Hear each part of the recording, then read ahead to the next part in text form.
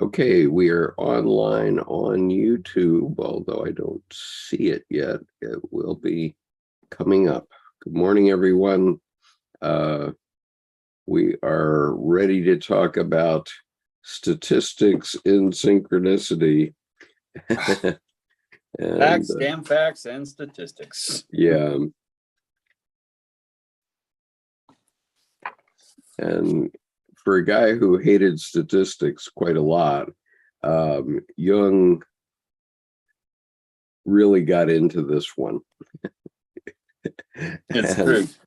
And his reason was that statistics lie, as you said before we came online. Jordan, would you repeat it again?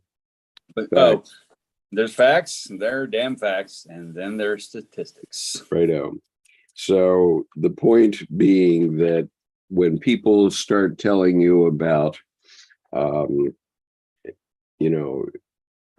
polling in the in current affairs and various things like that, it doesn't necessarily mean anything, as we saw in 2016. And we have to make our own discernment about what the truth is. That's the essence of it. And I think that for a lot of the last 2,000 years, humanity has sort of just gone along with whatever the bosses wanted. And so you see that there's a new series out on Netflix called The Empress, which is a terrific series. And it was originally done in German, but it's very well dubbed, so that you can't tell that they're not speaking English. And what it shows is the huge distinction between the Habsburg royal family, and because it's about Austria, it's about the Habsburg family in Austria, so that we get away from the British jag of the crown and Victoria and all those things. So this is the Habsburg royal family and some of the stuff that they got into. So the beginning of it, the first season of it, is about this young woman from Bavaria who was a princess in Bavaria, and ended up marrying Franz Joseph, who in 1847, I think, was the 17-year-old emperor of the Habsburg family. So they, in their teens, they married and became the royal family of Austria. Franz Joseph went on to live until 1917. And so he had a very long life. The Empress comes in unexpectedly, because it was expected that her sister was going to be the bride of the emperor, but instead he selects this young woman, and the result is firecrackers. But it also, in terms of a period piece, really shows how the average person treated the royal families. And as they said explicitly in episode 3, I think, you have to behave as if you're divine, and you have to let the people think you're divine. And of course, that was a concept that had been passed along through royalty, I think, for quite a long time, just to fake people out. And so when King Richard says, "Oh, let's run off to the Holy Land and whip up on some Muslims for a while," in the 13th century, thousands of people did it, and Right. and then they got chased out 200 years later, finally, out of the Holy Land. And so there are a lot of cockamamie ideas that have been put forward by divine kings and so on over thousands of years. But now we're sort of waking up to the fact that it's us that has to decide. And it's Yeah, and statistics are the heart of propaganda. I mean, my favorite quote that people often, I guess, haven't attributed to statistics, or more than a quote, an example, is if I walk up to the shore at the ocean and I dip a spoon into the ocean and I go, look, there are no sharks in this spoon. That means there are no sharks in the ocean. right. I mean, that's Yeah. it's like, no. That's a good one. Yeah, right. Okay, so today, in terms of synchronicity, and for those of you who are not math buffs, I'm sorry, but we have to go through some statistics here, because a lot of times people try to write off synchronicity by the idea that it's simply a chance happening, and that there's nothing to it. And what Jung is pointing out here overall is that there is something to it, as the Rhine experiments and other experiments have proven. And we're getting farther down the pipe on the science of this as we get into quantum mechanics and so on. But anyway, we observed synchronicity long before we can prove it. Well, and I love quantum mechanics, and I love quantum this, and I love quantum that. But at the same time, I think that's a bigger spoon with no sharks in it. Yeah. Because I think what the ocean really is you have nature. And so all through history, we've tried to, Rumi, philosophers, mathematicians, psychologists, artists, tried to describe capital N nature. Mm-hmm. And instead of just experiencing it. And, Right. Jung's really about the both and of, understand it, know it, but have freedom from that knowing, and Right. have deep knowings instead of believing. So I think statistics run along the lines of belief, whereas, for example, art and poetry go more along the lines of the deep knowing. And I think that put them together and you've got something. Yeah. And so just to give a demonstration of this from a nature point of view, let's talk about mandalas just for a minute. Mandalas appear in all human societies. And in Jung's time, the earliest mandala that could be identified was a mandala that had been found in Zimbabwe. But subsequently, there was a mandala found in Kimberley, Australia, that's 50,000 years old. And I'm just going to show a photo of that very quickly. And then the modern millions of years old mandala of Right. the puffer fish. Right, which I'm going to pull up in a minute. But the 50,000-year-old mandala, that was obviously made by human beings. And so it's very deep in our psyches. But as Jordan correctly says, here's the mandala of the pufferfish, which was found in the inland sea of Japan. And this species separated from humans 200 million years ago. Now, this species has obviously been making mandalas for that long. And what happened? How did it happen? It certainly didn't happen by chatting about it and chatting about the significance of circles, making circles, but it happened inadvertently, probably over millions of years, because the male pufferfish, one of them decided to make a place for the female to lay her eggs, and over millions of years, these other males found that if a male pufferfish tried to do something, then the females would come to it and lay her eggs in the middle of it. And gradually, just through, we could say osmosis, but it's through synchronicity and through the psyche of these fish, they figured out that if they made very detailed mandalas, that the female fish will come. So now, hundreds of millions of years later, we have perfect mandalas being made by these puffer fish all the time. And so the mandala was in living organisms long before there were humans.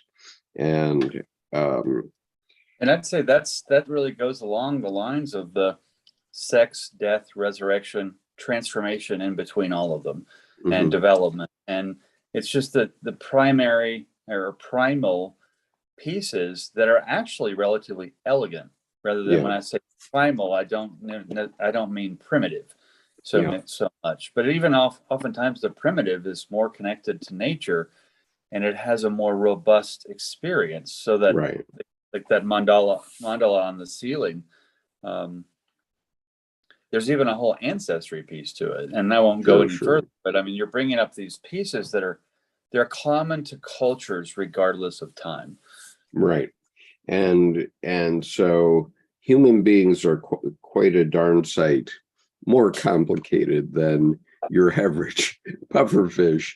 And so we tend to get confused by so many facts in our psyches and so on. But peeling it back to the origins and where we really are and what's primitive and what is developed, we really see a lot of different things about the way our psyche works, and that can help us in our lives, and that's what this is about. And so we will begin, and welcome, Shauna. We are going to begin with paragraph 830, which I'll read, and apologize for the numbers in this paragraph. Actually, did I make I wonder if I made I think I made a scan of this, so let me just double check. Let's see, synchronicity. Well, if I made a scan of it, I put it in a place I can't find, it seems. Okay, so I apologize for that. All right, next time I'll try to start scanning these things. So you'll just have to pay attention. All right, so 830, the mass of facts collected by Gurney, Myers, and Podmore inspired three other investigators, Dario, Richer, and Flammarion, to tackle the problem in terms of a probability calculus. Dario found a probability of 1 to 4,114,545 for telepathic precondition of death, which means, I'm sorry, what were you saying? Precognitions instead of precognitions of death, which means that the explanation of such a warning as due to chance is more than 4 million times more improbable than explaining it as telepathic or acausal, meaningful coincidence. The astronomer Flammarion reckoned a probability of no less than 1 to 804 million. Well, I won't go with the numbers, but over 804 million for a particularly well-observed instance of phantasms of the living. He was also the first to link up other suspicious happenings with a general interest in phenomena connected with death. Thus, he relates that while writing his book In the Atmosphere, he was just at the chapter on wind force when a sudden gust of wind swept all his papers off the table and blew them out of the window. He also cites as an example of triple coincidence the edifying story of Monsieur de Fontgibu and the plum pudding. The fact that he mentions these coincidences at all in connection with the problem of telepathy shows that Flammarion had a distinct intuition, albeit an unconscious one, of a far more comprehensive principle. Now, I'll read the footnote because this is the plum pudding.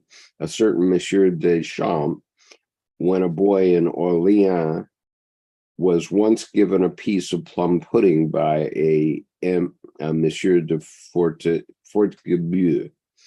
10 years later, he discovered another plum pudding in a Paris restaurant and asked if he could have a piece. It turned out, however, that the plum pudding was already ordered by Monsieur de Fortescue. Many years afterward, Monsieur Deschamps was invited to partake of a plum pudding as a special rarity. While he was eating it, he remarked that the only thing lacking was Monsieur de Fortescue. At that moment, the door opened and an old man in the last stages of disorientation walked in, Monsieur de Fortescue, who had got hold of the wrong address and burst in on the party by mistake. Okay. Yeah. And one wonders if he had eaten plum pudding a few other times too, but. Or maybe that's all they ate. Here's the thing with statistics, maybe that's all they ate. So every activity they had somehow related to each other and or plum pudding. Yeah, who knows how that could happen? I mean, that is a synchronicity, of course, Right. And it's how these things happen. But the probability of that just happening off the top of somebody's head is pretty limited, of course. Well, and also I have to say, my whole yellow car syndrome, where I go to buy a car. I'm not thinking yellow cars. I see a yellow car in the dealership and wow, it's like the sunflower with 4 wheels and 5 speeds. And I have to have it. Well, I drive it off the lot and all of a sudden I see 50 yellow cars in the 20 miles on the way home. I would swear in court, there were no yellow cars on the road when I went to the dealership, and I saw them everywhere. Well, in that sense, there's the blind spot of expectation that I had not focused on a yellow car. And so then when I do, I then see them.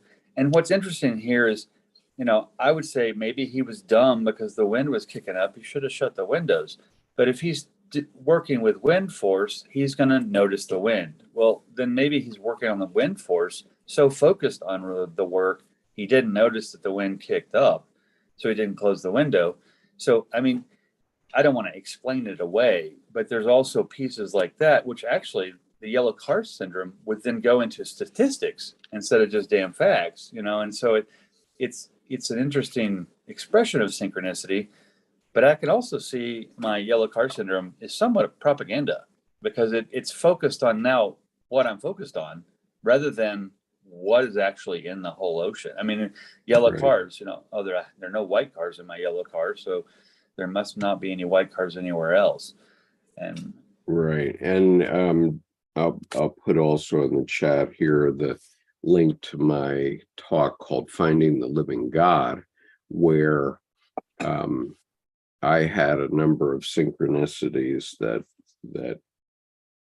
caught my attention because they would be impossible to plan and therefore they had to be synchronicities, but nonetheless they're quite real, and there's no way anybody could have planned either one of them or any one of them. There are actually many in that talk, but the point about finding the living God is that the living God is within us. Okay.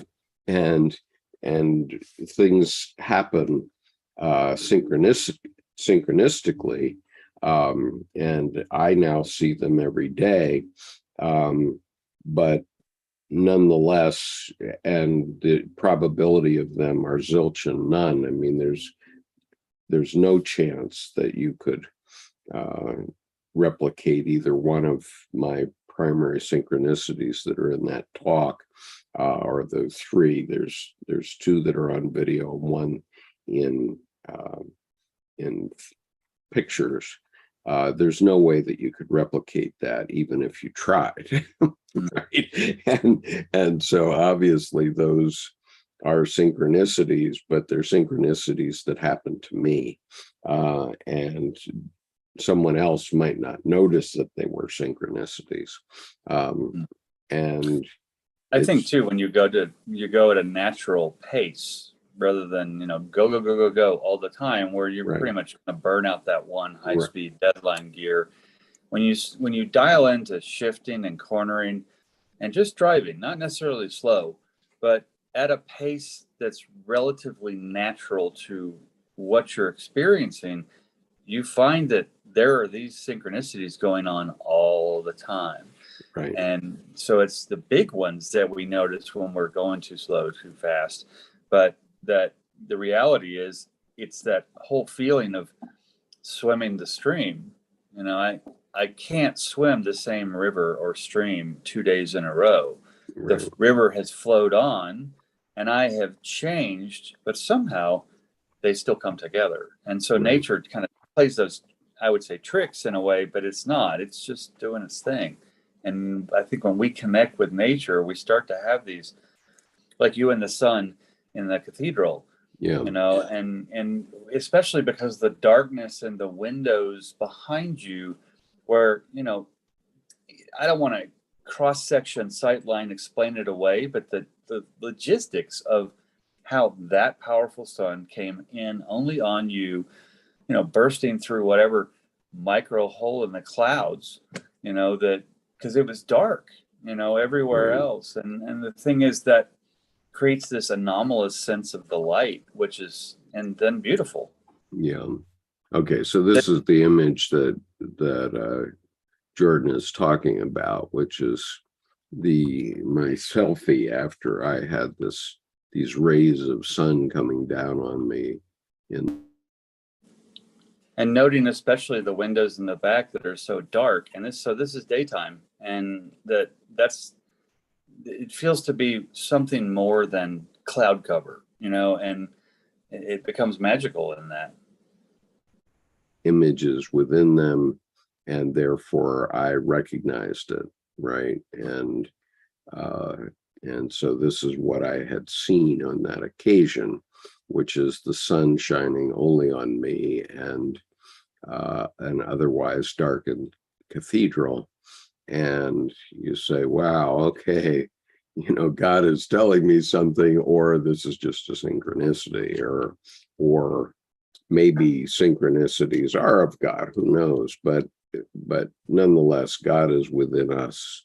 God is not some old man with a beard like Jordan moving things around his chessboard. He'd have to be pretty quick to be doing that. Well, and actually, I think something that just came to mind, I hadn't thought about when you've shown that picture prior, the divinatory and as well divine component of architecture in a cathedral are the rose windows or the stained glass.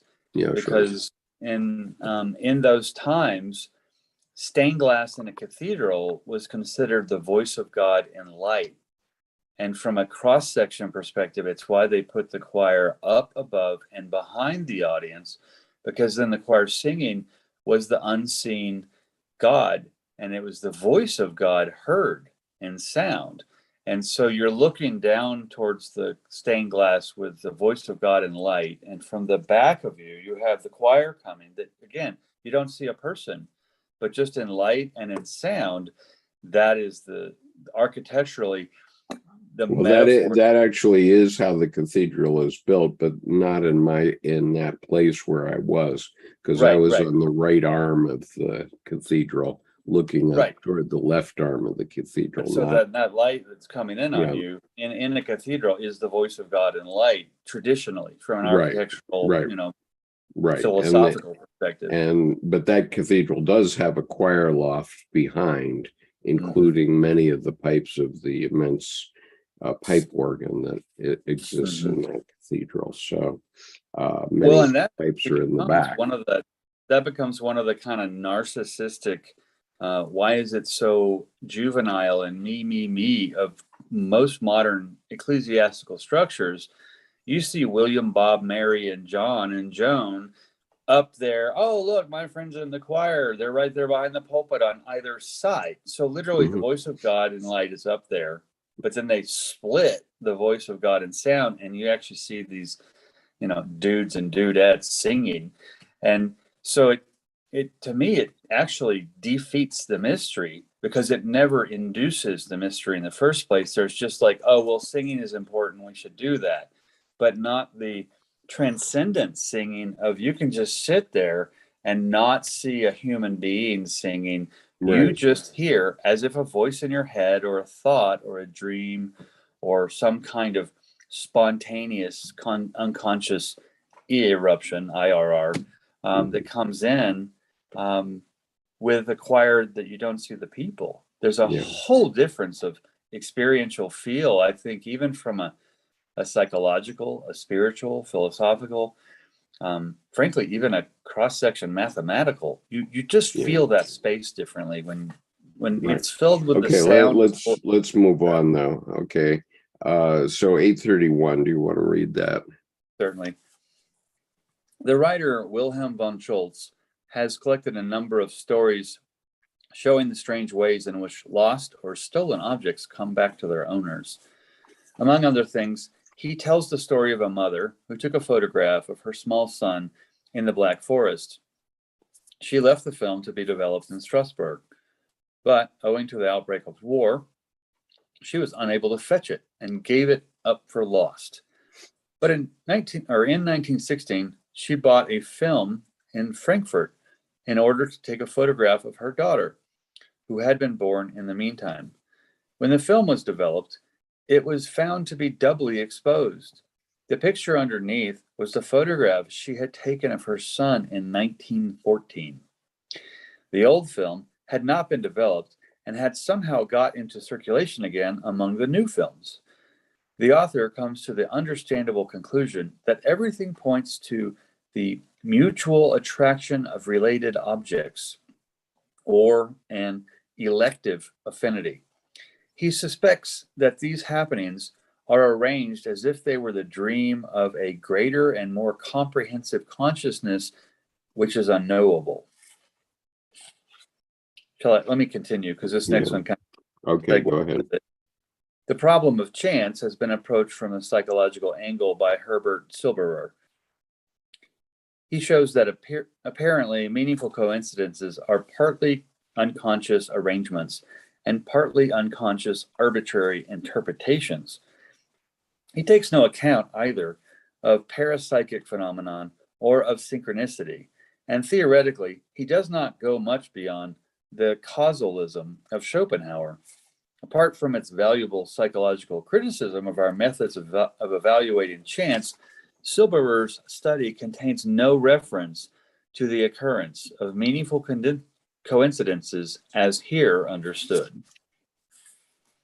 Okay, let me go on here. So 833, paragraph 833, decisive evidence of the existence of acausal combinations of events have been furnished with adequate scientific safeguards only very recently, mainly through the experiments of J.B. Rhine and his fellow workers, who have not, however, recognized the far-reaching conclusions that must be drawn from their findings.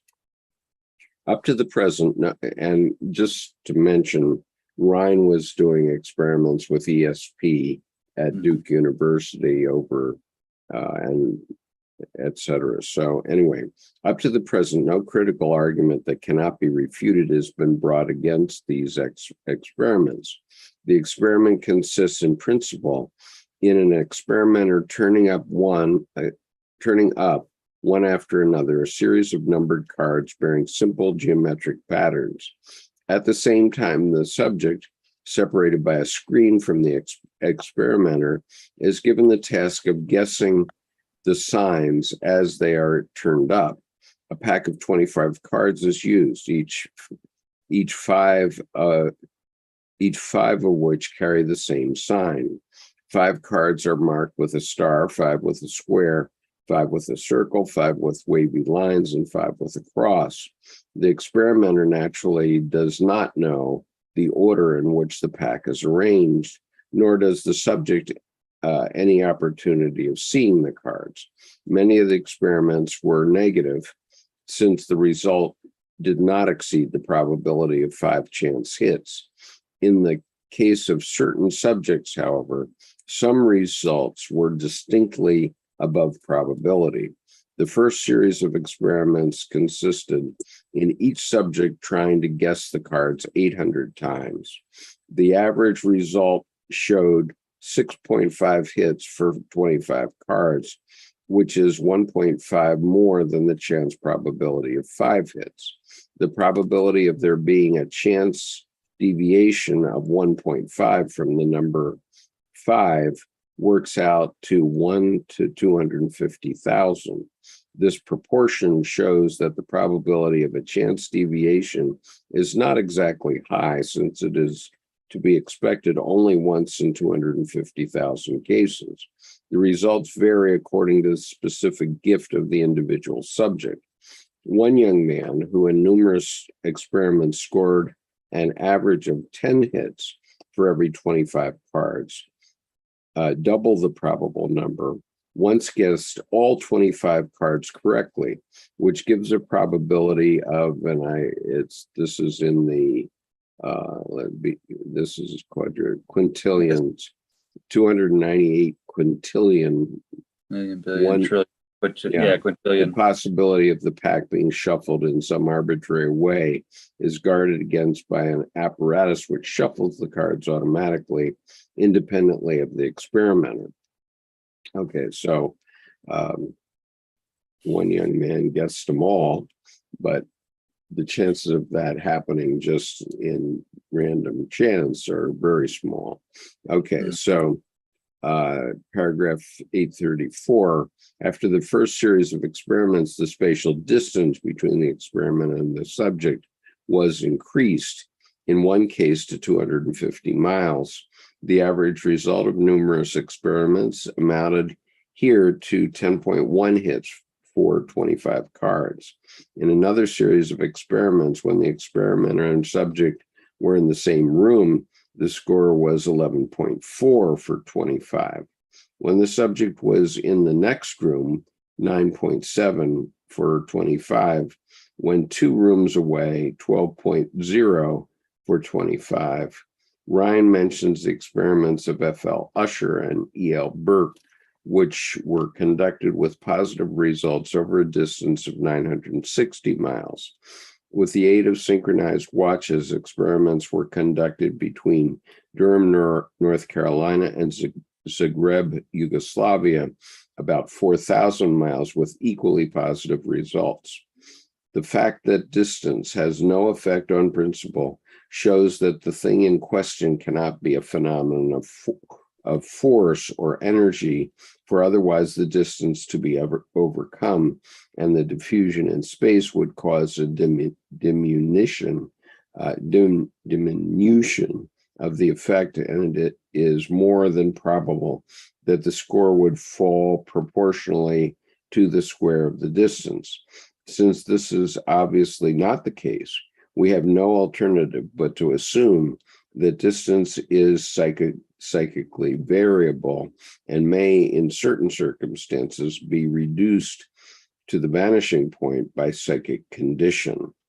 Even more remarkable is the fact that time is not, in principle, a prohibiting factor either.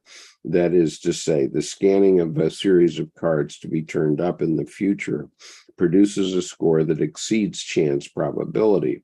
The results of Ryan's time experiment show a probability of 1 in 400,000, which means a considerable probability of there being some factor independent of time. They point, in other words, to a psychic relativity of time, since the experiment was concerned with perceptions of events which had not yet occurred. In these circumstances, the time factor seems to have been eliminated by a psychic function, or or psychic condition, which is also capable of abolishing the spatial factor. In the spatial experiments, we were obliged to admit that energy does not decrease with distance. Then the find is among primitives, space and time have a very precarious existence. They become fixed concepts only in the course of his mental development, thanks largely to the introduction of measurement.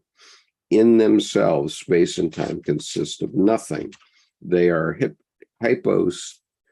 hypostatized concepts born of the discriminating activity of the conscious mind, and they form the indispensable coordinates for describing the behavior of bodies in motion.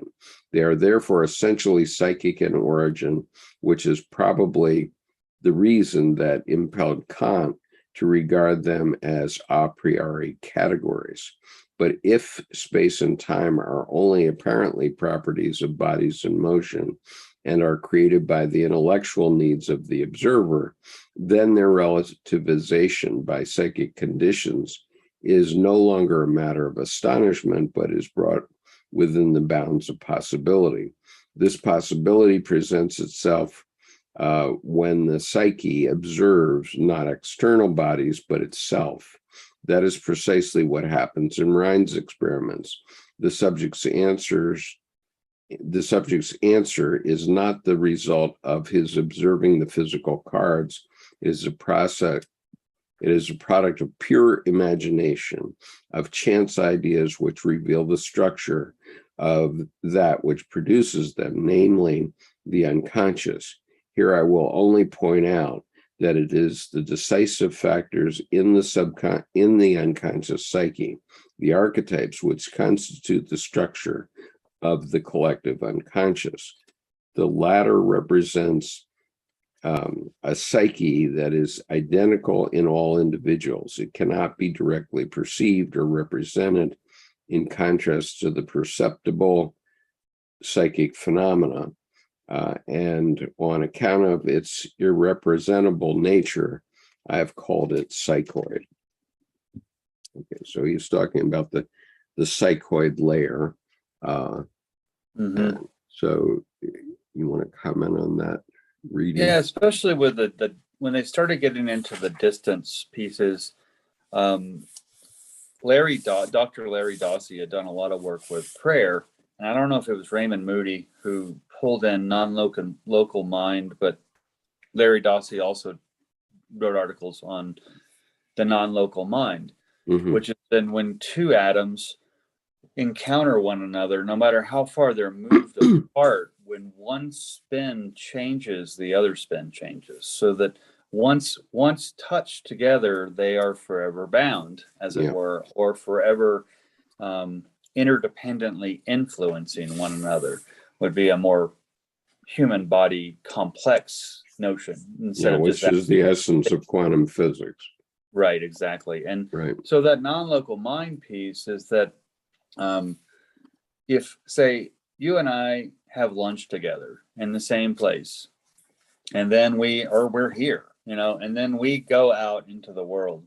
Sometimes if you think something, I'll look up and go, and not even thinking, like that's normal. Like we just had a little one sentence conversation, and later I'll turn back and go, well, wait a second, he's in Annapolis, and so there's that kind of gig. And so it's interesting. I'm glad when they went to the distance pieces and the statistics, as it were, because there were also some studies that were done with plants where they planted, I think they were pothos plants. So one, easy to grow and also pretty hardy, but they grew and did cuttings to then have two, and they were in the same room. And I think they went through several seasons. And then I think they began in New York, but then they moved one of the plants to Belgium. And as one plant was healthy with water, the other plant unwatered would stay healthy and start to have more trouble because of the dry soil, but it would almost be stronger than if it were just left to its own devices with no water. But then they regulated the water back to be the same. And then here's where it's interesting. It always kind of pains me. There's a little more sadness here. They burned one of the leaves, and I'm like, wow, don't do that. It's like, wow, science can be cruel sometimes. They burned one of the leaves, and the other leaf in Belgium curled up and pulled away. Hmm. And then the next day had turned brown, as if it had been burned. And so there was this, they were fraternal twins, basically. And there's that whole twin speak, which I think is interestingly more that whole quantum piece, but the non-local mind of, these two people, twins, they started in the same womb. So you want to talk about in contact. And actually they started from the same egg, because the egg divides with twins. Yeah, so it's not fraternal twins, it's identical twins. Right. And I think even fraternal twins, I think the egg divides first into two eggs fertilized, and then begins the cell division within. And that's what's really quirky about twins, is that, you take this ovum that's fertilized, and it starts to cell divide and start to develop into a human being. Except what's interesting is, well, what's the probability, or what's even the cause, or how does sometimes a fertilized egg divide into two fertilized eggs that are now completely complete unto themselves, to then divide within to develop further? So there's a lot of, I think, beautiful magical mysteries, and that kind of stuff. Sure, and we don't have the answers to that, but one thing I can say unequivocally is that in the early 90s, Deb and I went to a weekend about ESP, because I was curious about ESP, and I wanted extrasensory perception, and I wanted to understand what ESP was claimed to be by the experts. And what I found from that weekend, and mind you, I'm very intuitive, highly intuitive, and my wife is also intuitive. And the result was that what we found in that weekend was that extrasensory perception is just routine. Mm-hmm. It's there everywhere. All you have to do is know that it's happening, that it happens. Mm-hmm. And so Dr. Jung in Memory Streams Reflections talks about a number of experiences where he had where once he was riding on a train, and he sort of had a vision that somebody was drowning next to a boat, and he got home and found that his grandson had fallen into the water in their boathouse next to his home, and had nearly drowned. And so he was definitely connecting to that somehow. And there are a number of other stories like that. And I've always wondered, it's because that whole sixth sense piece, my kind of crack idea is just from anecdotal experience, is it seems that occurs mostly when all the other five senses are working in synchronous union. Like there's this like synchro mesh of gears, and all five together become the sixth. And in that sense, you are part of nature, instead of being separated in a city and from all these interference patterns, then you have this clarity that's probably always there again. But right. And this idea of prayer that you were mentioning, I'm convinced that collective prayer is helpful. Possibly in this way. Suppose that everybody in a country is asked to pray for X. Then the person who's being prayed for already has a big hook in their psyche saying that, I'm being prayed for. And that makes it more likely that a synchronicity will appear of some sort. Whereas if I know that only one person is praying for me, or I pray for myself, then maybe that hook isn't so prominent. And so in that sense, I think that there is more of a probability that you will see a synchronicity in cases where there is collective prayer than in cases that don't have that. And I think even what I call placebo prayer, where someone says, I'm going to pray for you. And now Larry Dossey would say, well, that's rude. Don't pray for someone without their permission. It's intrusive. But at the same time, what I call the placebo prayer, someone's going to pray for you and then they don't. But you, like you said, you have that hook. So you think they are. And what happens is it, for just that instant, reconnects you to nature in a way that somatically the body, it begins to heal or do whatever the prayer is.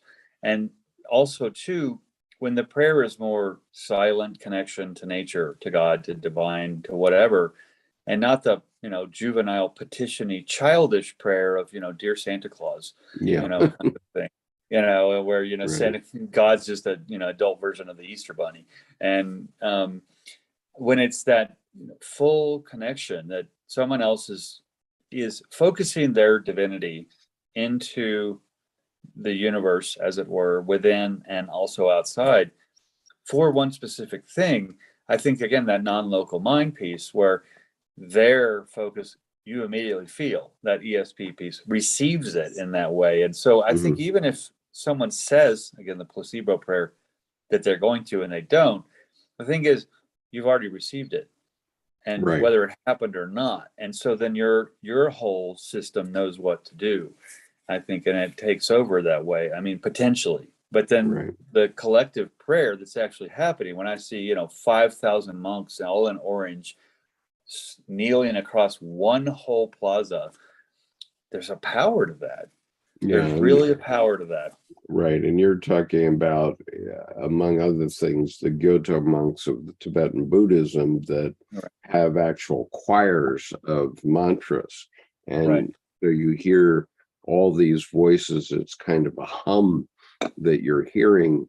And yet that penetrates us, whether they're speaking in Tibetan Buddhism or in Tibetan or in English. It gets through. And I think it's very moving. It is. And I think that hum, it's like there's the 4-character voice of the universe. Well, people go, well, there are only 3 letters there, Jordan. What the heck? Well, the 4th character is all the silence within, in between, and all around. Right. And there's that, to me, silence is just as strong as a hurricane, except the volume's turned down.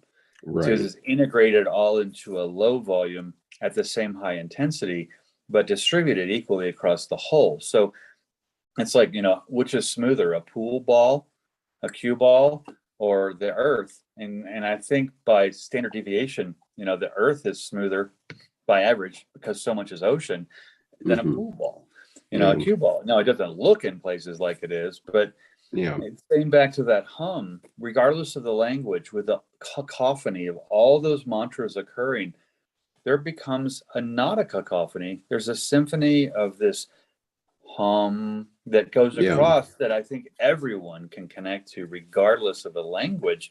And so then the words don't matter. It's putting people back into, well, the words don't matter in the general, but it puts people back into a state of, basically into a state of being connected to nature. And then at that point, the words do matter in the subtle, nuanced ways that, well, what's coming through the transmission. Right. So Miles has said, I had a synchronicity on September 15th, 22, with receipts, the divine telling me to press on rallying civilians to audit their institutions. Okay, very interesting. So I'm thinking of how the movie Close Encounters of the Third Kind touched me, and I think many other people around the world. And it was entirely about the sounds that were in the transmission. Dun, dun, dun, dun, dun. I was going to say, I mean, I haven't seen that in 30 or 40, however many years, and I can still, and all of a sudden, boom, we have a communication. Right. And you know, that movie interweaved those 5 sounds throughout the movie and culminated in a symphony that was exchanged between the alien ship and the humans, that was extremely powerful. Holy smokes, the you know, the implications of those images and sounds are still reverberating in me. And obviously they're still reverberating in you 30 years later, because I laugh because I was just about to no, you know, right. And then you did it. And I'm like, yeah, right. And so, you know, that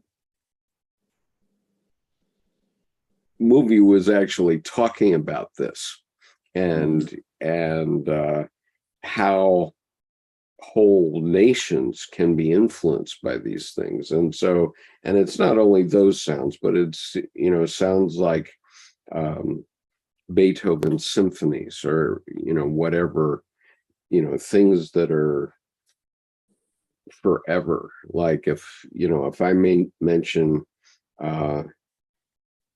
Beethoven's Fifth, everybody knows everybody knows those sounds. And you know, you can probably hear the entire symphony now that I've mentioned it. Everybody can hear excerpts of that entire symphony in their head, even though I only, you know, out of key, I just expressed, you know, the letter V in Morse. Da da da da. Yeah. Right. Yeah, that's dot dot dash. Yeah. Dot dot dot dash. Dot dot dot dash. That's the letter V in Morse, but it is, you know, ubiquitous, and everybody that's heard it, you know, is affected by it, whether they love it or not. And I think if you play the do re mi fa sol la ti game, I think it's mi re do do do. So the do do and do are 3 different octaves of the same thing. And so the interesting, you know, one will rule, 2 will divide, 3 will balance, and that last 3 is interesting there with the 2 and the 3 of the very interesting point. Right. The 5 notes are actually composed of 3, and the third is done 3 ways. Right. So music, obviously, and great music obviously does communicate with everyone. Right. Okay. And you know, I used to wonder what the heck, you know, Elvis Presley, how did Elvis Presley's sounds cause young women to swoon, and then the Beatles and so on. I said, what the heck's going on there? And the point is that they're and it's mainly, you know, adolescent young women that it affects the most, right? And then it's for the rest of your life once it's affected you when you're an adolescent. But the point is that you know, young women are looking for whatever is in that sound, in their psyches, in their not fully formed psyches yet at that time in their lives. And it connects, it really connects. And we've seen this time and again in all kinds of pop music now. And then music then becomes that puffer fish mandala. Yep. And music is I consider music the purest form of divination, because my joke is, well, it'll move you or it'll move you away from it. It's like, it's either, you know, you resonate or I don't like that. Right. You know, it's going to move you one way or another. Right. Justin makes an interesting comment here. The Danish public train system uses the sound from Close Encounters of the Third Kind when announcing delays. Oh, funny. Soften the It's like, blow. calm down, everyone. Calm down, everyone. There's going to Soften the be a blow with a delay. happy Don't get moment, mad at right? us. They're softening the blow with a Right. happy thought to go with a horrible thing. Right. That's funny. Here's your sugar for the medicine. It helps the medicine go down. Right. So Miles Oh, says, hi, Justin, everything in its time.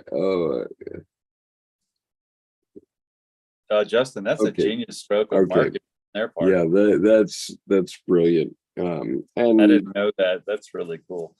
yeah, and for me, there's the sound of for my adolescence, I was in Japan, and almost every day I had to come home from school, which was in Yokohama, for an hour. It took me an hour to make my way home on the train system in Japan. And the conductors at the various stations always had a sing-song that would announce this station. Okay. Mm-hmm. And I've been back to Japan many times. I spent another 5 years there later on, and I've been back there multiple times since then. And this sing-song that they used at the station where I lived, which was Kamakura, is unchanged. I can vouch for that over 60 years, okay? And the sound is like this: Kamakura, Kamakura, Kamakura de gozaimasu. And that touches me so deeply, I can't even say why. But when that sound is part of the genius loci of the nature of that place, you associated the sound with the very being of the heart of the matter of that whole place. Right, which among other things for me was home, but right.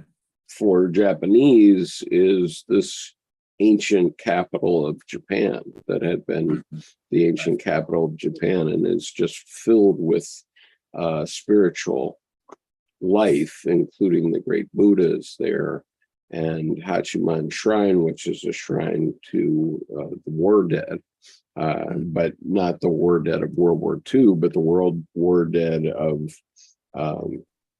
1,000 years ago, basically, because Hachiman Shrine was built in around the 11th century, I guess. But then you have the "I'm home." Well, that the word when you say "I'm home," you're pretty much saying AUN. You're pretty much saying "om." It's just a verbal homonym in a way, a synchronous sounding piece that it's two people singing in different keys. But if I say "om" or "I'm home," if you're not really listening, whatever you're thinking about will tell you which one of those to pick that I actually said, and you will fully believe that I said either one because there's a resonance to it. That right. It's interesting with you bringing that "I'm home" piece up to synchronously go back to my shark and the spoon and the ocean, joke about statistics. Justin then brings up, that sparked, a spoonful of sugar helps the medicine go down. It's probably the del re mi fa so, the crap that came through also. But when he says that, I think, okay, Close Encounters of the Third Kind, they're making a spoonful of sugar, some happy moment for this negative thing to come across less stressful to me. But then I think back to the spoon in the ocean, and so I have the spoonful of sugar. And so I walk in, and after you go out and prove to me that, oh no, you have no sharks in your spoon full of ocean, but there are sharks. And you prove to me that, then I go back and I'm like, wow, okay, I'm thinking really in a limited fashion. But then my self-regulation of my habits come back in, and I go into the kitchen and I pull out a spoonful of sugar and I go, oh shit, there must be sharks in the pantry. Well, and I mean, the same thing applies to the Japanese trainmen. Of course, all the trainmen at all of the stations do some things similar. Like they would say ofuna de gozaimasu. It's almost the same thing, except it's ofuna, or hodagaya de gozaimasu. But those never affected me. But when I hear it, when I hear the sing song at Kamakura, because in my whole life for 60 years, I have such deep connections with that city where I lived for 3 years. And that sound touches almost everything in my life ever since then.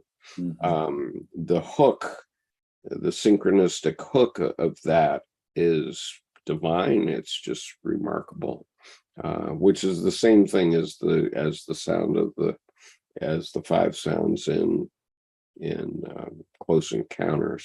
I probably should watch Close Encounters again just to hear the linguist, the phoneticist at the beginning, who's explaining what these sounds are at the beginning of the movie. Right. And of course, I've watched the movie many times since then. But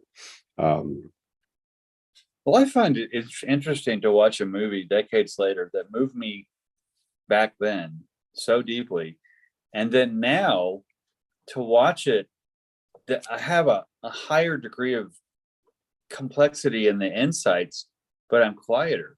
It's like I know I can immediately see all this, and I'm not distracted by look how engaged I am. I deeply get more engaged.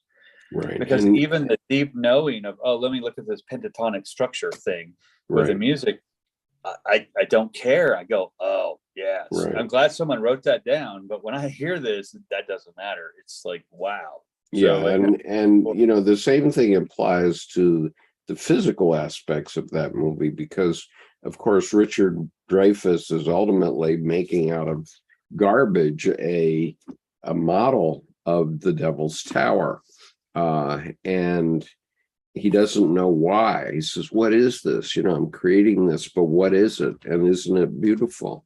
And yet then when we get that they're talking about Devil's Tower, all of a sudden we see that there's this psychic connection that he's going through, and he obviously then wants to go on the trip with the aliens, right? Because he feels a psychic connection with them that is uncontrovertible. It's an archetypal thingy. Okay, all right. So I'll go. Let me read the next paragraph. Yeah, 841. I'm going to step away for a moment, and I'll be back with you. Okay. Paragraph 841. The archetypes are formal factors responsible for the organization of unconscious psychic processes. They are patterns of behavior. At the same time, they have a specific charge and develop numinous effects which express themselves as affects, A-F-F-E-C-T-S, affects. The effect produces a partial abaissement du niveau mental, which is a relieving of the mind, I believe. For although it raises a particular content to a supernormal degree of luminosity, it does so by withdrawing so much energy from other possible contents of consciousness that they become darkened and eventually unconscious. Owing to the restriction of consciousness produced by the effect so long as it lasts, there is a corresponding lowering of orientation, which in its turn gives the unconscious a favorable opportunity to slip into the space vacated. And that's that abaissement, abasement. So it's relieving of or vacating the mind. Thus, we regularly find that unexpected or otherwise inhibited unconscious contents break through and find expression in the affect. Such contents are very often of an inferior or primitive nature and thus betray their archetypal origin. As I shall show further on, certain phenomenon of simultaneity or synchronicity seem to be bound up with the archetypes. That is the reason why I mention the archetypes here. Paragraph 842.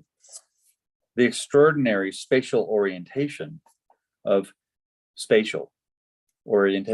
animals may also point to the psychic relativity of space and time.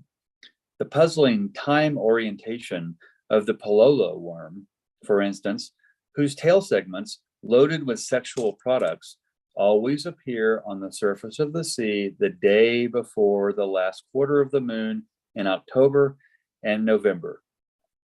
And his footnote, to be more accurate, the swarming begins a little before and ends a little after this day, when the swarming is at its height. The months vary according to location. The Pololo worm, or Wawo, W-A-W-O, of Amboina is A-M-B-O-I-N-A, is said to appear at full moon in March. The last quarter of the moon, so I'll reread that sentence. The puzzling time orientation of the Pololo worm, for instance, whose tail segments, loaded with sexual products, always appear on the surface of the sea the day before the last quarter of the moon in October and November, might be mentioned in this connection. One of the causes suggested is the acceleration of the Earth owing to the gravitational pull of the moon at this time. But for astronomical reasons, this explanation cannot possibly be right. The relation which undoubtedly exists between the human menstruation period and the course of the moon is connected with the latter, the moon, only numerically and does not really coincide with it, nor has it been proved that it ever did. Paragraph 843, the problem of synchronicity has puzzled me for a long time, ever since the middle 1920s, when I was investigating the phenomenon of the collective unconscious and kept on coming across connections which I simply could not explain as chance groupings or, in quotes, runs. What I found were coincidences which were connected so meaningfully that their chance occurrence would represent a degree of improbability that would have to be expressed by an astronomical figure. Nice pun. By way of example, I shall mention an incident from my own observation. A young woman I was treating had, at a critical moment, a dream in which she was given a golden scarab. While she was telling me this dream, I sat with my back to the closed window. Suddenly, I heard a noise behind me, like a gentle tapping. I turned around and saw a flying insect knocking against the window pane from outside. I opened the window and caught the creature in the air as it flew in. It was the nearest analogy to a golden scarab that one finds in our latitudes, a scarabaeid beetle, the common rose chafer, Setonia aurata, which, contrary to its usual habits, had evidently felt an urge to get into a dark room at this particular moment. I must admit that nothing like it ever happened to me before or since, and that the dream of the patient has remained unique in my experience. Yeah. Okay. I'll read on here. Okay. I should like to mention another case that is typical of certain category of events. The wife of one of my patients, a man in his 50s, once told me in conversation that at the deaths of her mother and her grandmother, a number of birds gathered outside the windows of the death chamber. I had heard similar stories from other people. When her husband's treatment was nearing its end, his neurosis having been cleared up, he developed some apparently quite innocuous symptoms, which seemed to me, however, to be those of heart disease. I sent him along to a specialist who, after examining him, told me in writing that he could find no cause for anxiety. On the way back from this consultation, with the medical report in his pocket, my patient collapsed in the street. As he was brought home dying, his wife was already in a great state of anxiety because soon after her husband had gone to the doctor, a whole flock of birds alighted on their house. She naturally remembered the similar incidents that had occurred at the death of her own relatives and feared the worst.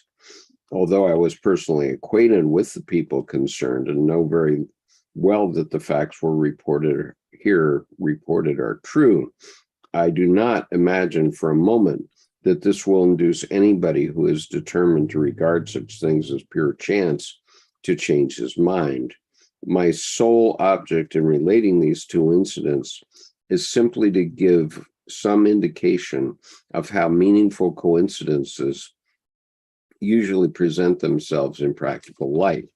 The meaningful connection is obvious enough in the first case in view of the approximate identity of the chief objects, the scarab and the beetle. But in the second case, the death and the flock of birds, however, birds seem to be incommensurable with one another. If one considers, however, that in the Babylonian Hades, the souls wore a feather dress, and that in ancient Egypt, the Ba, or soul, was thought of as bird, it is not too far-fetched to suppose that there may be some archetypal symbolism at work. Had such an incident occurred in a dream, that interpretation would be justified by the comparative psychological material. There also seems to be an archetypal foundation to the first case. It was an extraordinarily difficult case to treat, and up to the time of the dream, little or no progress had been made. I should explain that the main reason for this was my patient's animus, which was steeped in Cartesian philosophy and clung so rigidly to its own idea of reality that the efforts of 3 doctors, I was the third, had not been able to weaken it. Evidently, something quite irrational was needed, which was beyond my powers to produce. The dream alone was enough to disturb ever so slightly the rationalistic attitude of my patient. But when the scarab came flying in through the window, in actual fact, her natural being could burst through the armor of her animus possession, and the process of transformation could at last begin to move.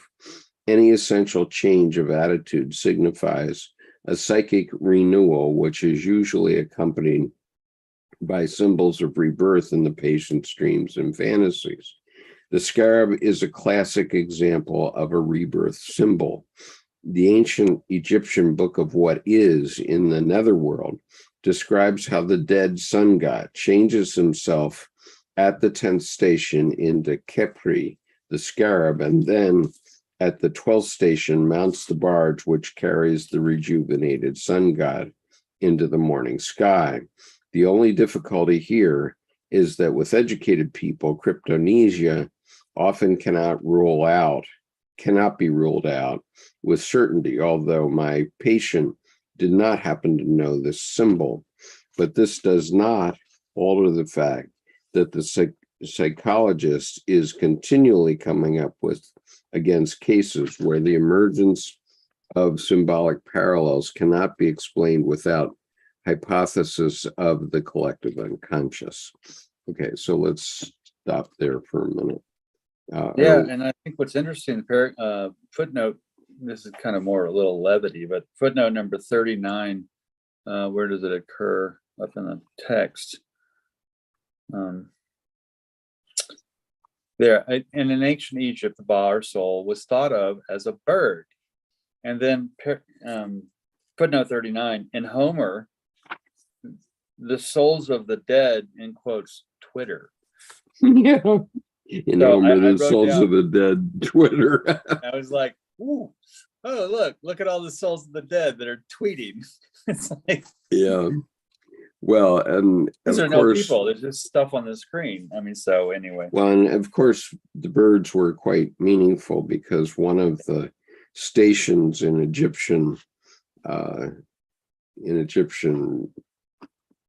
mythology is that your soul has to be weighed against a feather, and if your soul isn't balanced, the feather isn't going to mean anything, and you're on Well, your and way to that used Hades. to perplex me. I used to think that whole image, the soul or the heart weighed against a feather, was a bunch of bunk, hocus pocus, because I'm going, well, my heart's a porterhouse and the feather is a 1 gram paper clip. How's this? That's just impossible. So that's just saying it's impossible. And because it's impossible doesn't make it any more magical. Except then, of course, enter the tarot and enter elemental attributions. The feather is all about air and intellect and mind and flight. And the heart is all about soul and connection to earth and self and universe and nature. So it was, when you marry the head to the heart and they flow together, the heart becomes buoyant enough to unweight the scale and fly with a feather in that connection of mind and heart. And when that happened, I went, it's not bogus and bunk. It's, wow, I love those kind of riddles where they play this, and even here you have the horizontal scales. Right. They're representing, though, this vertical relationship of the head and the heart. And so that it's both and together. And the experience that Colleen Kibert had at the death of her son was really remarkable, because she, as an artist, let the experience explain to her what was going on. And she remembered the goddess of justice holding up the scales, right, which is everywhere. Everything, justice is even-handed, right?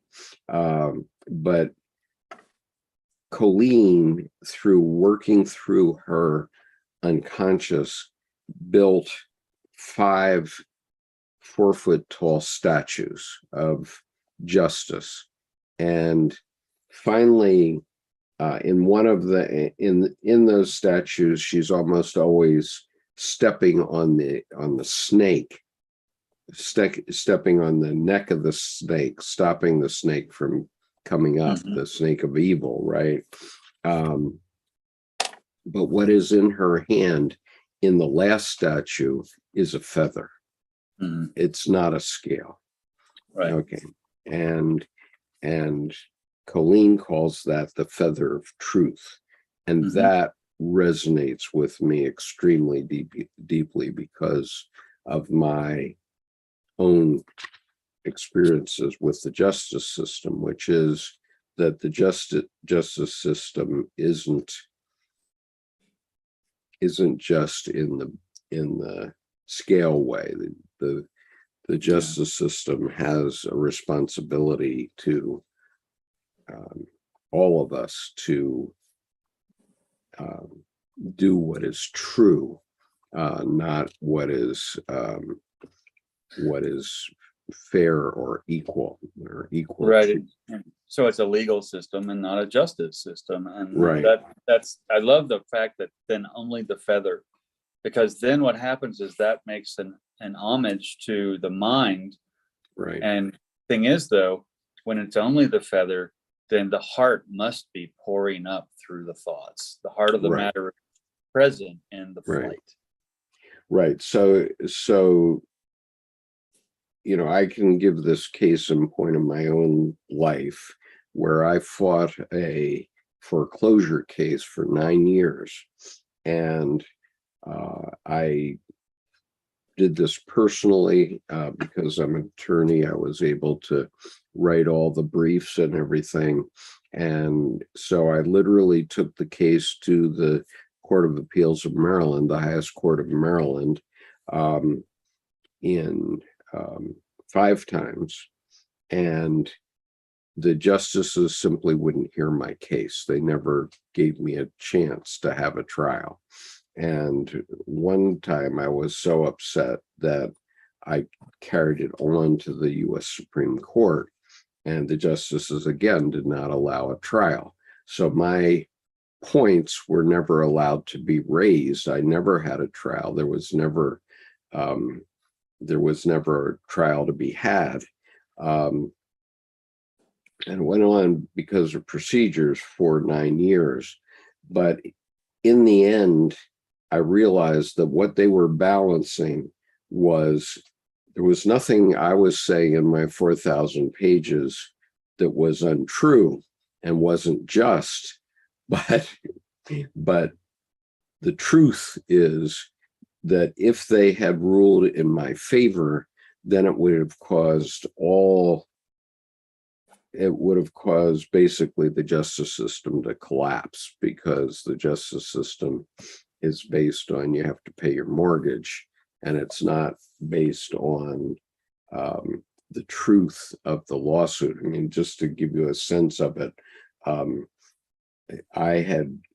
my original mortgage was with a certain credit union, and that credit union sold the mortgage to another party within a few weeks of the time that I took out the mortgage. They might have done it the same day, as far as I know, but in any case, when it came to foreclosure, the original credit union was suing me for foreclosure, and I did not owe them the money. That was the point. I didn't owe them the money because the money had already been paid to them and had moved down the line. And so the court in this process allowed the plaintiff to be changed 4 times. Okay, so the point is that the whole case was based on total bullshit, okay, on their side. But the court allowed that because they knew that the whole financial system of the U.S. is dependent upon these fictions. And if it wasn't that I was wrong, I was just saying something that would have caused the economy to collapse if they had ruled in my favor. And so they had to have the feather of truth that ultimately everybody has to pay their mortgages, whether, regard, and let the law figure out who gets repaid. But the result of that was that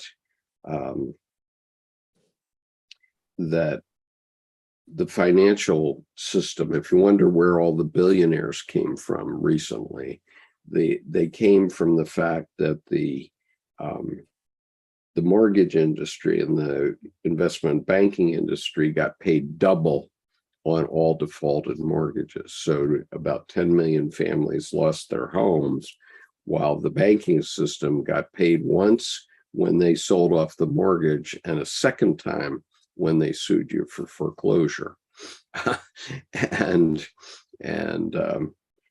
So in my case, the credit union had sold the mortgage, was not owed the money anymore, they were whole, they had their money within days after they gave the money to me to buy my house. I actually legally, and as a matter of fact, did not owe them the money. I owed somebody else who the note was passed to, but because the way the system has to work, they got paid off that original time, and then they got paid a second time when they foreclosed on my house and got my house away from me, and then resold that. So they got paid double. And that's what happened in 10 million cases. So if you look back at the crash in 2008, yeah, it was a crash because they were playing fast and loose back then. And this extra money that came out of the federal government just printed a lot of money and gave it to the investment banking industry. That's how we have so much money sloshing around in our economy now that nobody can explain.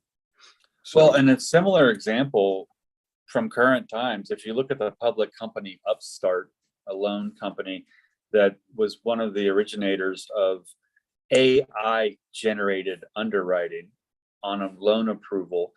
And what's interesting is they keep getting clobbered, partially because some employees leak or just, loose lips, sink ships, talk about things before earnings reports. And so things get out, and their quarterly placements of what typically is market generated income or loss are kind of just sloppy. Well, the other part is they're one of the few loan companies that don't immediately sell your loan to they're basically their insurance casualty company to offload the debt. So it weighs heavy on their balance sheet. Well, it doesn't weigh heavy on their balance sheet. What they're attempting to do, I think, is no, we're not going to sell that off. We're going to keep the profit that casualty company gets that sells it off and sells it off. We're going to do that ourselves. Well, the problem is the model is not the model that's accepted.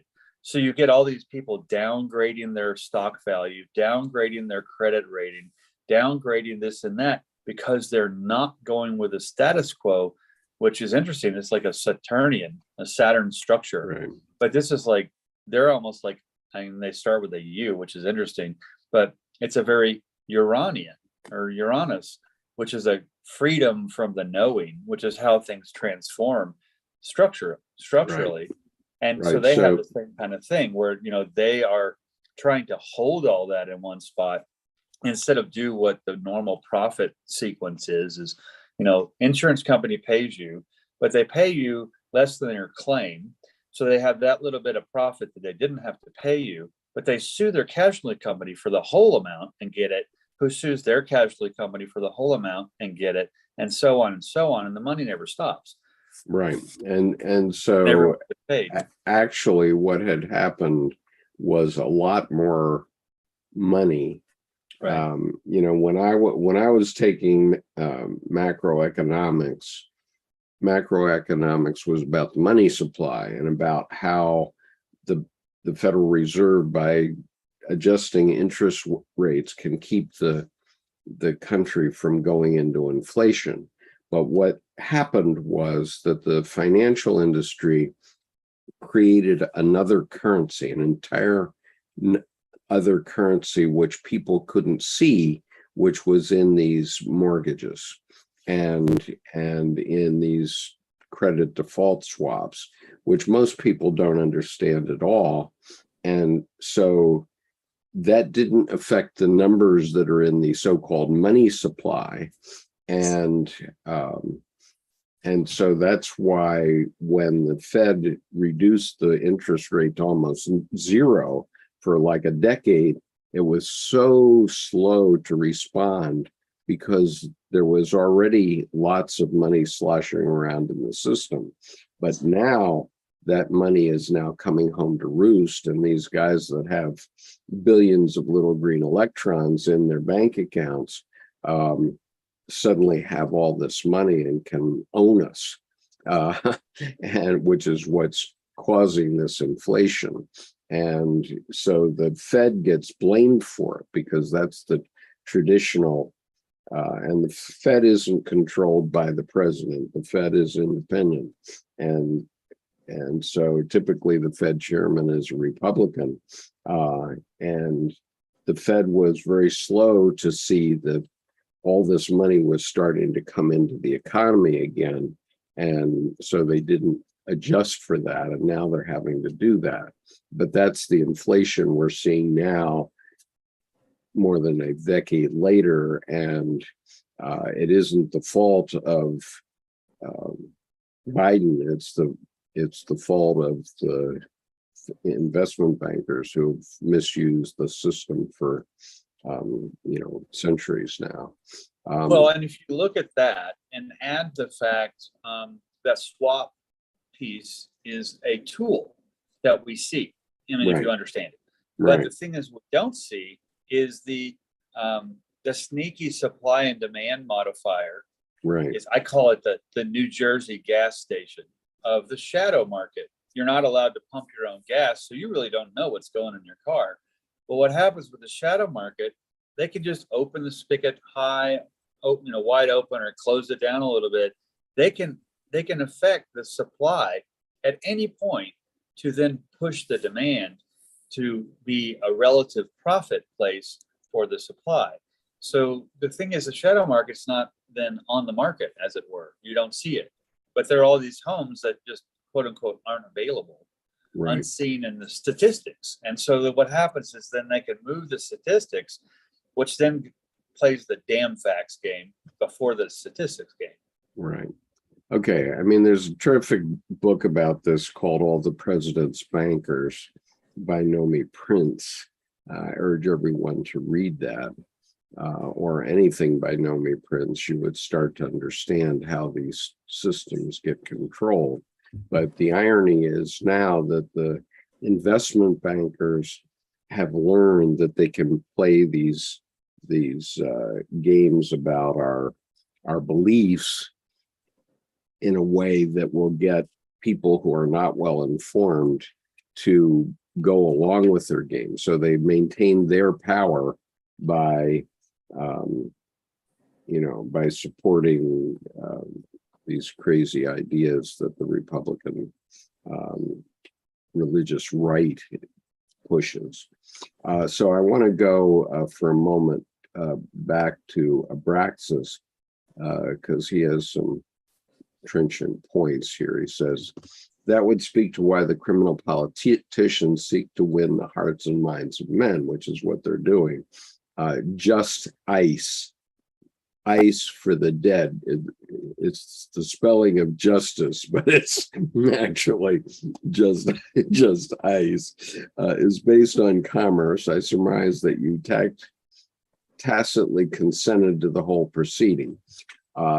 Yes, at some point I did. In other words, at some point I realized that I was not going to get justice, but because I was an attorney and able to do it, I basically used the Donald Trump trick of dragging the whole thing out for 9 years. I could have actually gone on longer, but by that time, my wife and I had actually moved from the house, and so we ultimately gave up on the process. But I could have carried it on. I just never would have won.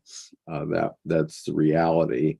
But the result of it was that I basically recovered my equity that I had in the house by living in the house without paying for it for 9 years during the lawsuit. And so I recovered the equity in my house by keeping a roof over my head while this case was going on. And that's basically the strategy that Donald Trump uses, and how he keeps us in thrall, because nobody can understand what he's doing, but what he's doing is that he's using the system against us. And that's the thing too, the big versus the small. For example, if you're wine in a company, and then your client is a larger company, and then what happens is, if for some reason they decide not to pay you, it doesn't matter if they only have a $400 an hour attorney and you have $1,000 an hour attorney, because you're small, you can only afford that $1,000 an hour for so long. Whereas they'll take that $400 in perpetuity just for the pride of not paying. Right. And so they'll put you to the ground. And mind you, I paid no attorney because I am an attorney. So I handled the case. And so I did put $2 million worth of legal effort into my case. Okay, that was a cost to me. Right, and you're then the anomaly.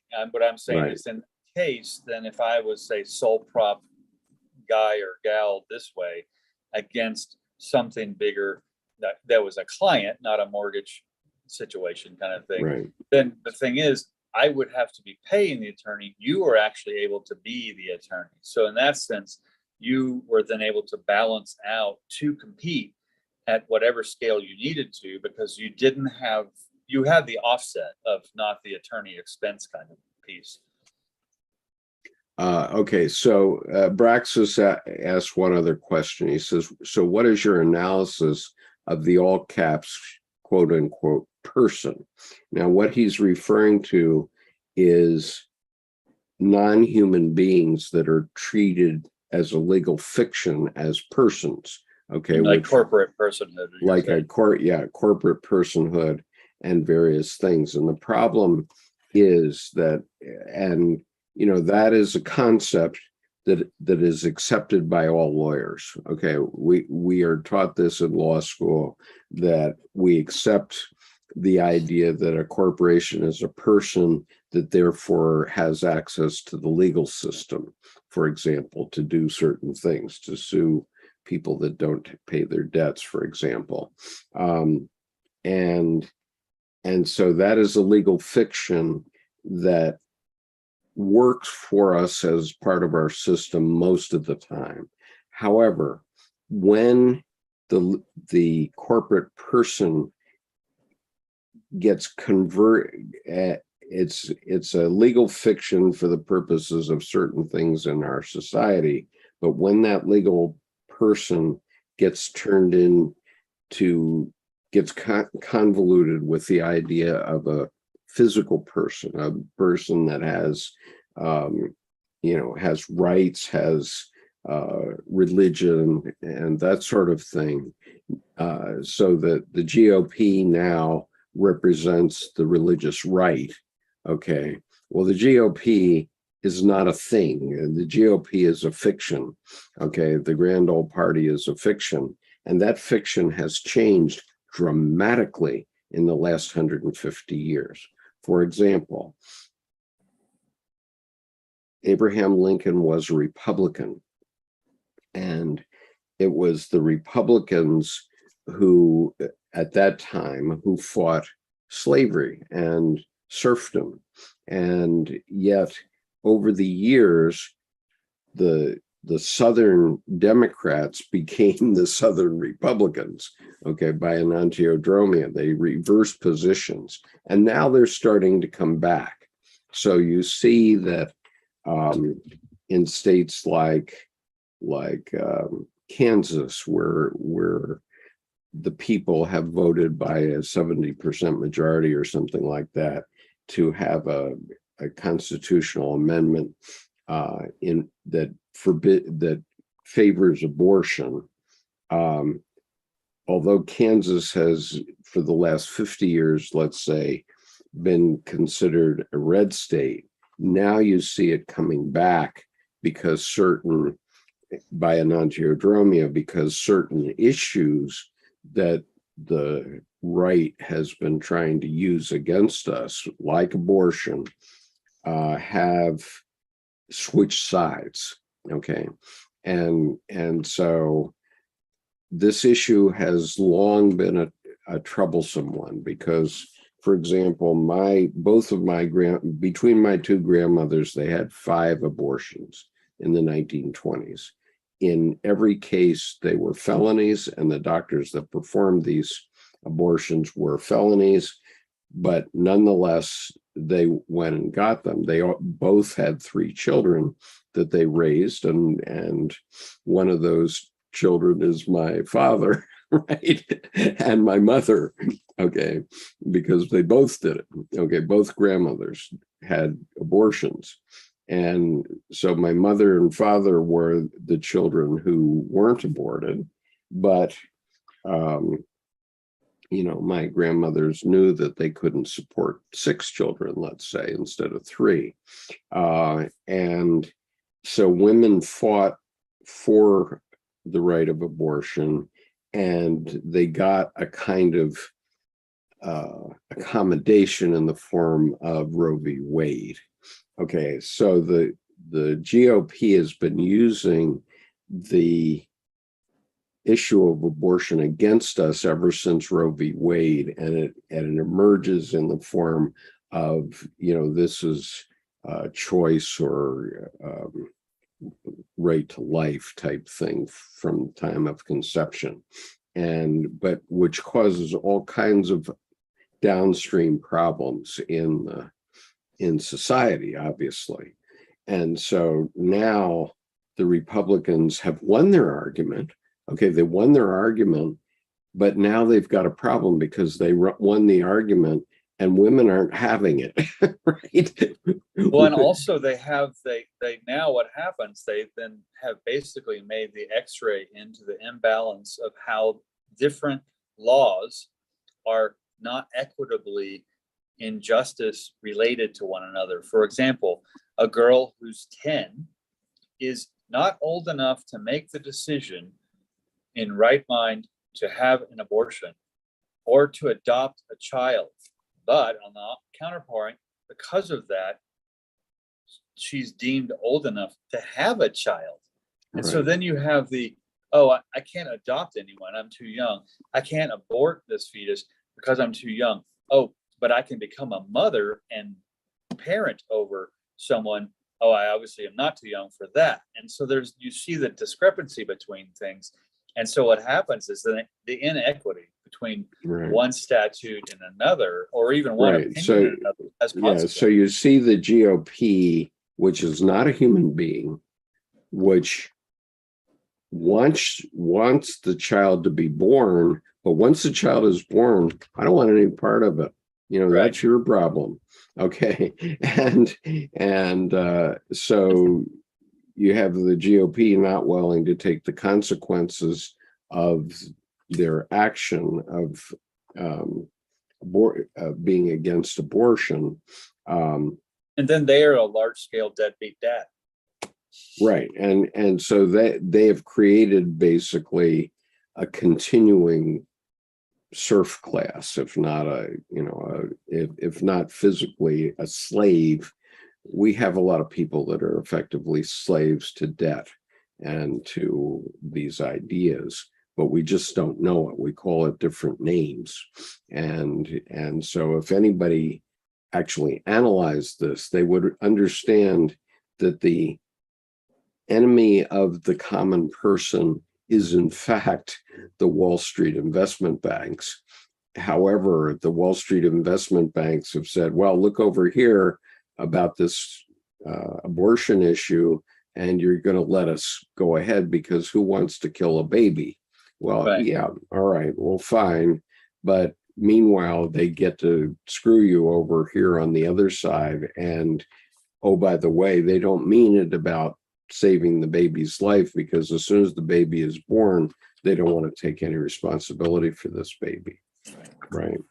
And so we know that the legal entity of the GOP cares not one fig about any of us, really. They care about maintaining control, and that's it. All right. So let's move on though. Where were we? Paragraph 846. Okay. Okay, I'll read this one paragraph, and this is going to be the end. I think the last for today. Yeah. Meaningful coincidences, which are to be distinguished from meaningless chance groupings, therefore seem to rest on the archetypal foundation. At least all the cases in my experience, and there are a large number of them, show that characteristic. What that means, I have already indicated above, although anyone with my experience in this field can easily recognize their archetypal character. He will find it difficult to link them up with the psychic conditions in Rhine's experiments, because the latter contain no direct evidence of any constellation of the archetype, nor is the emotional situation the same as in my examples. Nevertheless, it must be remembered that with Rhine, the first series of experiments generally produced the best results, which then quickly fell off. But when it was possible to arouse a new interest in the essentially rather boring experiment, the results improved again. It follows from this that the emotional factor plays an important role. Effectivity, however, rests to a large extent on the instincts whose formal aspect is the archetype.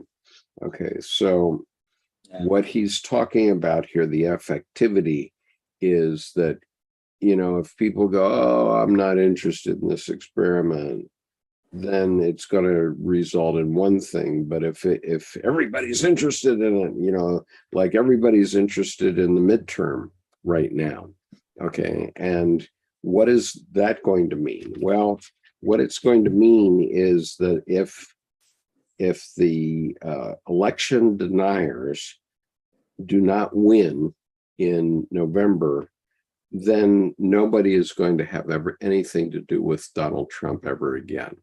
They'll say he pulled down the party. And so anybody that's had anything to do with Donald Trump will be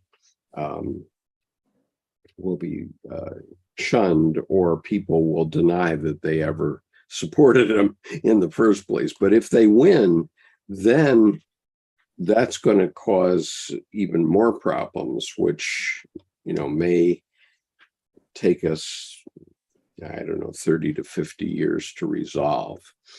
Because in Nazi Germany, when this happened in Nazi Germany,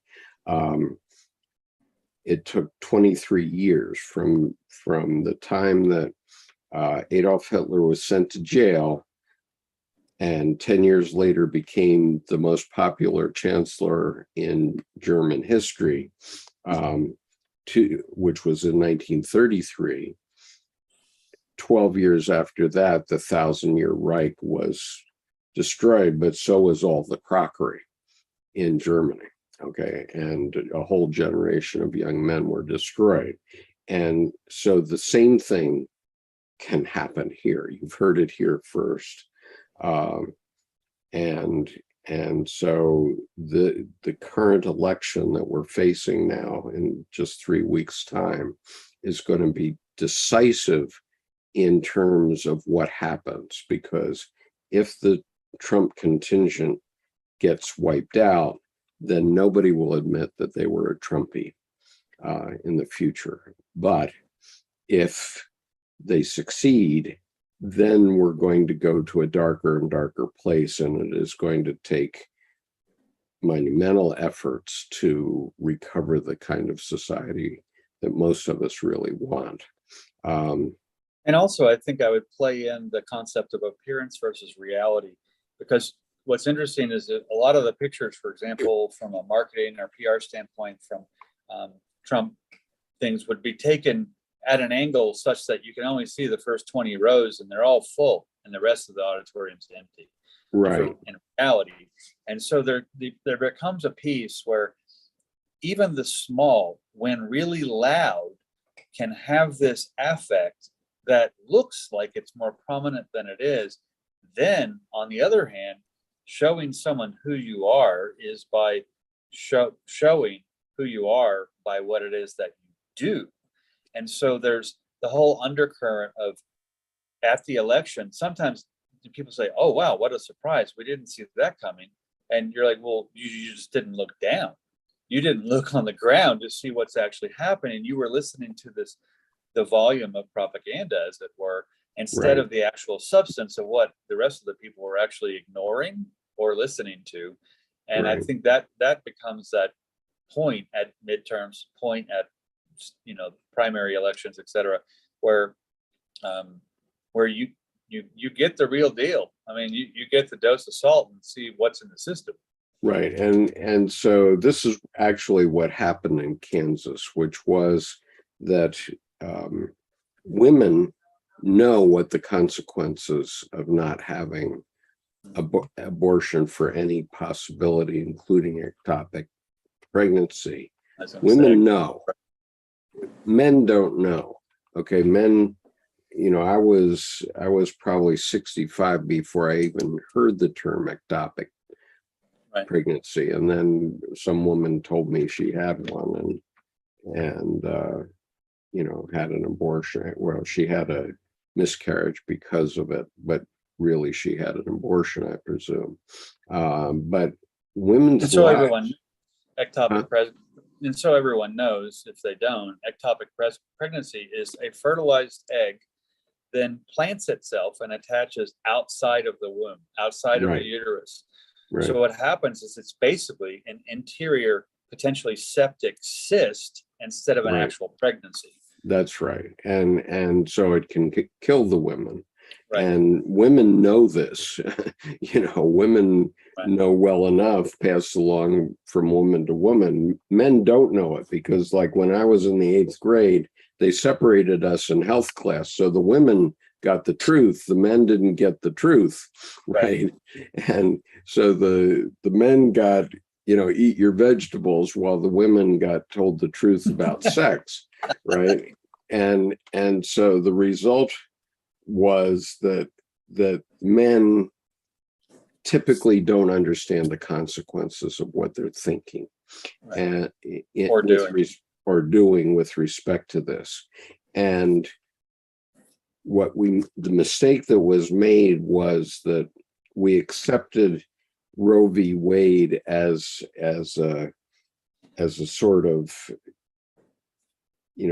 sop to the women so that abortion could happen for 50 years. But it was defective in that, in all the ways perhaps that Justice Alito pointed out the flaws maybe in that case, the legal flaws in that case. But the problem was that we never actually solved the abortion issue at that time. We had a Cumshaw solution in Roe v. Wade that everybody accepted because abortions were then allowed. But when the Supreme Court says, oh, by the way, this wasn't appropriate, regardless of what you think about the sides of the argument, once the GOP won the argument and got Roe v. Wade overturned, then we see the flaw. Okay, then we know the flaw. Okay, and the women of Kansas demonstrated that this for women is a huge issue. Okay. And it has to be resolved, and it has to be resolved in the right way, which is through legislation and through constitutional amendment. Things like the Equal Rights Amendment. Women need to have their rights equally with men. We failed in passing that 40 years ago, or whatever it was, 30 years ago. But in the end, women need that because men are ignorant about these issues, and so women have to be able to speak up for themselves. So anyway, well, and I think that goes also too psychologically to the point that at puberty, women begin to menstruate, they begin to bleed. Yeah. And so regardless of whether they go through any rites of passage culturally in their life, nature has forced upon them a rite of passage. So they have, it's not that the little girl dies, but the girl becomes a woman. Well, boys at puberty, they just get taller. And so the thing is, there's not an actual natural consequence except for, oh, I need to regain my balance, so I'm not so lanky anymore. Well, the problem with that is there's no rite of passage present in the male from nature other than life and death. And that's pretty loosey-goosey. Whereas there are consequences on the female side for any action in regards to the interaction with the male. And so what's interesting to me there is I laugh that there should be as many laws on the books about women's bodies as there are regulating men's, and that number is exactly 0 is the number that should be on the books.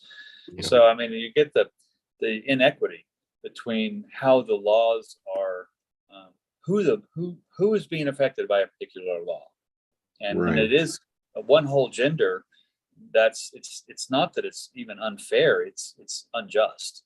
Yeah. And so Susan says, we women know this and we are infuriated, and you should be infuriated by the whole system that made it go to the Roe v. Wade extent when it went, because it should have been resolved before my grandmother's times. Okay, because in their time, in the 1920s, they weren't even allowed contraception. And so their only way of getting contraception, I mean, these were very conservative Victorian women. Both of them were born before the start of the 20th century. They were both born in the 19th century. So they were Victorian women who were forced to commit felonies in order to have abortions for various reasons.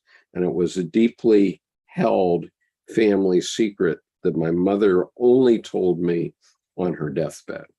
She thought it was important for me to know. Okay. I never knew this until my mother was dying in 2009, and I spent 2 weeks in the hospital with her. And during that private time, which was the sweetest time that I ever had with my mother, she told me that the two secrets. One secret that she had voted for JFK in 1960, wiping out my father's vote. And the other one was that my two grandmothers had had 5 abortions between them. And I have to add to that too. At the initial onset, it's a sexist statement to say, you know, hell hath no fury like a woman scorned, but you evolve it to now, and hell hath no idea of the fury of millions and millions of women scorned, because there's we were quiet for a while, but you picked on the wrong nest. Okay, so you have a question here. Justin says, there Jordan goes again saying the quote, rite of passage, unquote. He frequently does. Wonder why. Is it a favorite expression of his? So you respond. Actually, I'll say what's interesting is even the nature of the question shows how, and I know that this is not your bent, but how little the American culture knows rite of passage, which is culturally typically important at every phase in life. The rite of passage at around age 7, you move from the mother to the father. Because we're in a patriarchy, there's more of the Saturnian structure. If we were in a matriarchy, it would be going from the father to the mother, the one who's ruling and in power.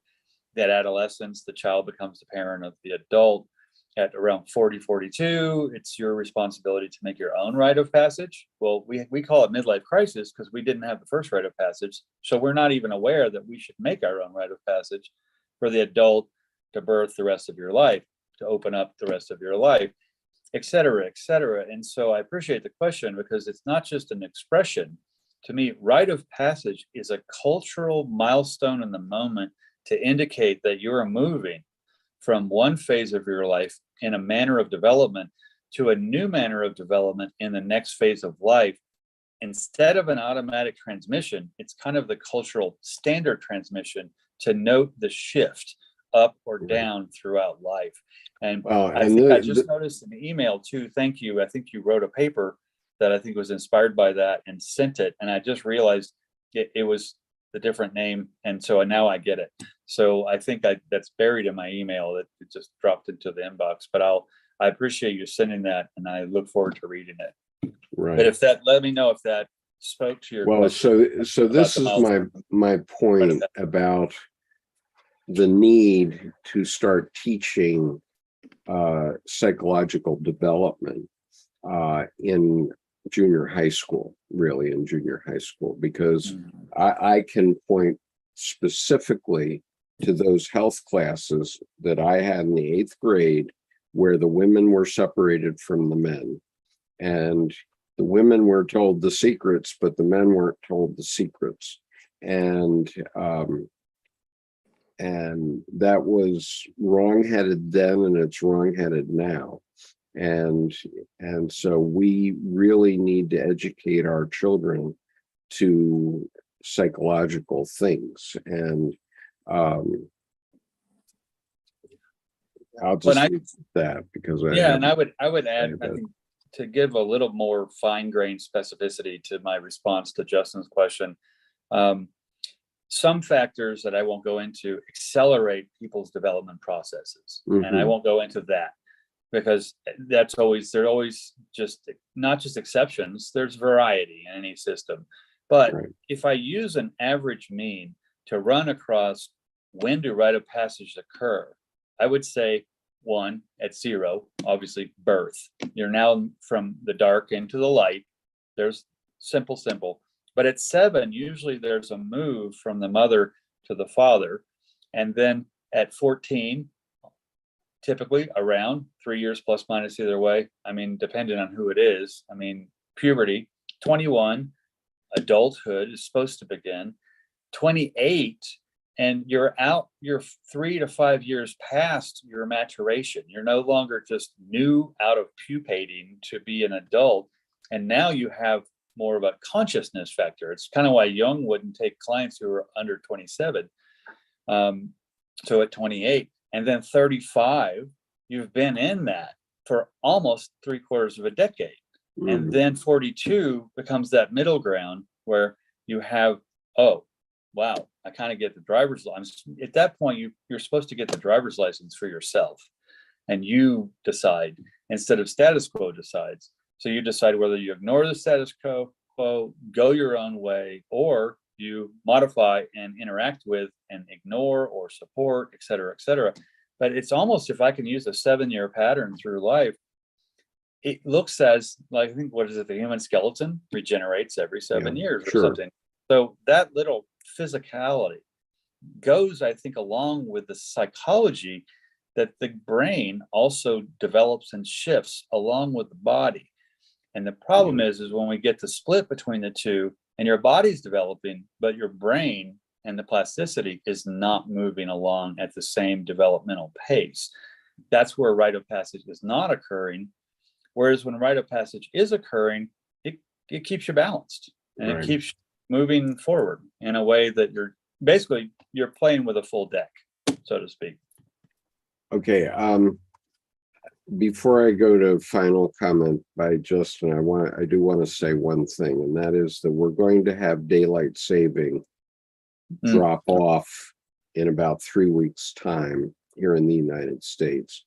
Jordan, what I propose to do at that time, because I don't think it's fair to you to make it earlier again for our class, I propose that we keep the timing of this session to 10 a.m. Eastern time. I'm sorry, to the same time for you, which would be 11 a.m. Eastern time, starting after we fall back.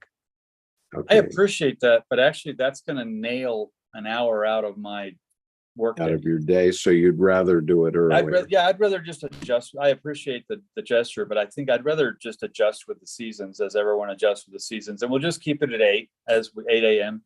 because I'll kind of need to make my coffee earlier and get myself used to earlier for a while anyway until it settles in. So okay, so we'll continue at 10 o'clock.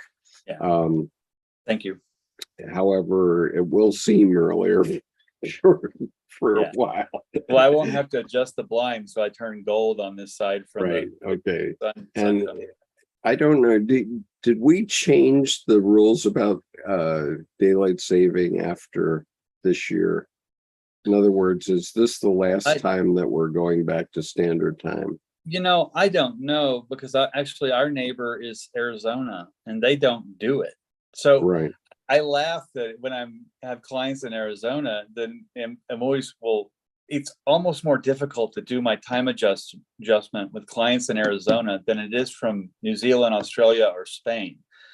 Because I'm like, well, what time is it there in the first place? Much less how do I adjust from the hour difference? And so I don't know. All right. So anyway, that's what we'll do then. We'll keep it at 10 o'clock Eastern time, but it'll be 10 o'clock Eastern Standard Time, not 10 o'clock daylight time. I think daylight savings time is one of those things that's probably connected to the Electoral College, and whether it stays or goes, we don't know. Who knows, right? Who knows? Okay. So Justin in the chat over here has put a long comment about rites of passage and so on, and I think we here have chewed that to death. So I urge everyone to go look at what Justin and Miles have put down about this on the YouTube chat. And we'll call this session ended for today. Nice. Okay. All right. So you got the veto vote on the time zone that we're using, Jordan. Yeah, I think I appreciate the thought, but I think it actually then would make timing sloppier, as it were. Okay. 'Cause, like, I need to adjust like everybody else. Right. So I'm not, And you need that time in the day to do your work. So yeah. Okay, very good. So Susan, thank you very much for your comment. She says really good chat. I hope we Thank you, Susan. helped someone understand a few things and helped ourselves maybe. See you